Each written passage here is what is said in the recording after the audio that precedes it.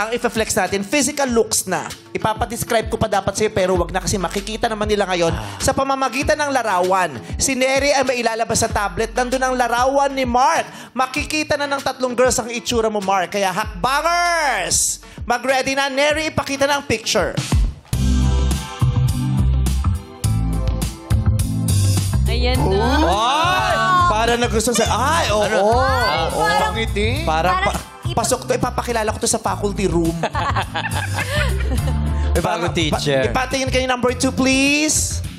Ayan na. Sabi niya, okay lang. Parang gusto ko mag-concentrate sa teaching. Kay number 3. Eto na. Sabi niya, ano ba yan? Ba't ba ako umakyat kanina? Hindi, ganun ba? Okay, base sa nakita niyong larawan, nakita niyo na yung itsura ng lalaking pinag-uusapan kanina. Hakbangers! Akyat! O baba! Aba naman. Ayan, alam na natin ang dahilan ng paghakbang at pag-akyat. Kim, may tatanong ka ba kay Angela? Angela, ano masasabi mo sa looks ni Mark? Cute? Naku, antayin mong makita tong anak ko. Si Carl? Pag nakita mo tong anak ko, ay walang ka-red flag, red flag to. Sayang, hindi pa ready for love eh. Hindi pa handa si Carl. Ihanda kita para kay Kim Chu. Step in the name of love. Maganda ba si Kim Chiu? Maganda. Ikaw maghihilom ng lahat ng pinagdaanan ni Kim Chu wala nung kauna-unahang pag-ibig. Ikaw naman, Shena, ano masasabi mo sa looks ni Mark? Mukha naman po siyang matured at fit. Matured Actually, and may senior citizens card na to, actually.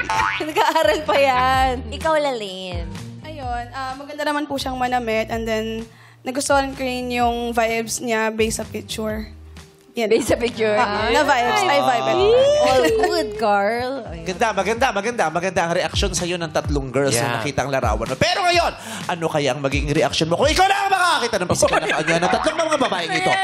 Oras na para makita mo sila! Ayan na. Oo, kanina kasi, hinuhusgahan nila yung mga kwento tungkol sa'yo. At doon sila nagdidesisyon kung bet ka ba nila o hindi, aakyat ba sila o bababa. Ngayon, ikaw naman ang may chance na humusga. Base sa kanilang kaanyuan, maaari ka nang tumayo doon at pumwesto. Nakapwesto na rin sila Lane, ang ating hakbanger number 1. Hakbanger! Reveal! Ay!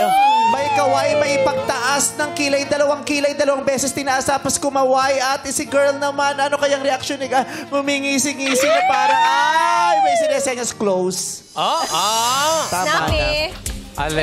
Alerto. Si number 2 na ang ipwesto natin dyan. Ninanamnam na nila Lane yung nakita niya. Ganon din naman si Mark. Ninanamnam niya. Ano bang mga reaction niya nung nakita niya si number 1? Magbabago ba ito pag nakita niya na ang kaanyuan ni number 2? Reveal! Kumaway pero sa kaliwa naman. Ano ibig sabihin nun? Kanina kasi kumaway sa kanan. Ano kaya ibig sabihin? Bakit magkaiba ng kaway? Diba? Nakita mo si Shena, diba? Bakit? Lalo niyang inikot yung tendrils niya dito. Na-attract kaya silang dalawa sa isa't isa physically close. Alerto. Humingang malalim si Mark. Eto na si number 3, papwesto na at magpapakita na siya. Handa niya nang i-flex ang kanyang ganda kay Mark. Kaya naman, reveal! Ay, dalawang kamay! Yung isa kanan ng kaway, yung isa kaliwa sa kanya, dalawang kaway. Ano kaya ang ibig sabihin nun? Meron na kayang namamutawing pag-ibig ang atraksyon. Close! Grabe. Oras na para magdesisyon ka, Mark. Makakaharap ka na sa madlang people. Baka akala jumijingle ka dyan. Hindi. Nag-iisip siya. Base sa iyong naramdaman nung nakita mo ang kanyang pisikal na kaanyuan, ano ang desisyon mo kay number 1, Lalane? Akyat o baba? Lahat naman po sila nakitaan ko ng kanya-kanyang ganda. Pero anong nakita mong ganda kay Juan? Medyo Filipinang-Filipina. Tapos medyo matured. Ayun po. Akyat o baba sa Pilipinang-Pilipina at medyo matured? Sa ngayon po, baba po. Ay, Baba. sa ngayon, baba, may chance pa ba? Baba. Wala na tayong magagawa. Lalaine, I'm sorry, baba. Sabi niyo, baba. Sabi, Hindi. Ay, Isa lang. Isa lang. Natawa Isang ako sa kanya. hakbang. Sabi ko, Oh. Lalaine, baba. Baba. Sabi niya. Pero kasi sabi, baba. Baba pataas. Isang hakbang lamang. Baba. Nakababa na siya. Eto si number 2. Nung nakita mo siya, anong nakita mo sa anyo niya? Very cutesy. Very cutesy. Nung nakita mo yung girl na cutesy, akyat o baba? Akyat po. Ako. Oo. Nakuha sa akyat. tendrils. Yes, sa tendrils. Kasi lalong iniikot eh. Ay. Nakatulong Oo, pala oo. yun. Naku, iba ang talent niya. Magaling din magkulot ng tutsyang. Yung ginagawa. Ay, ang ganda. Kinukulot niya. Si Jenna. Okay, eto na kay number 3. Napakaganda ng posisyon ngayon ni number 3.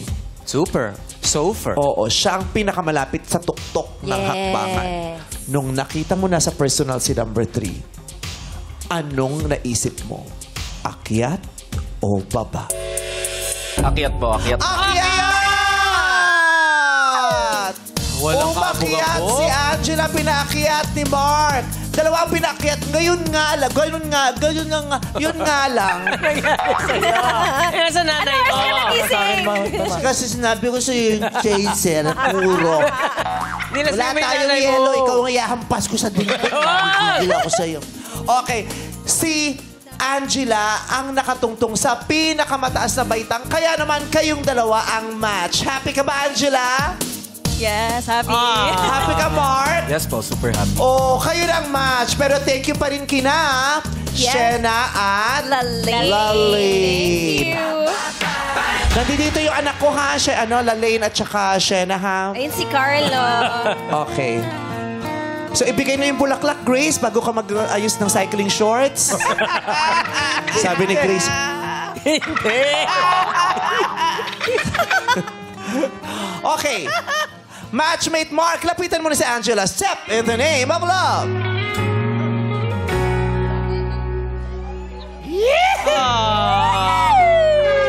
Ang cute. Thank you very much. Yes. At pasalamatan din natin si Hype Bestie Carl. Stairway to a match made in heaven. Yan ang mabubuo dito sa Step in the name of love. Magbabalik pa ang It's Showtime. Away ba't di natin din na namamalayan?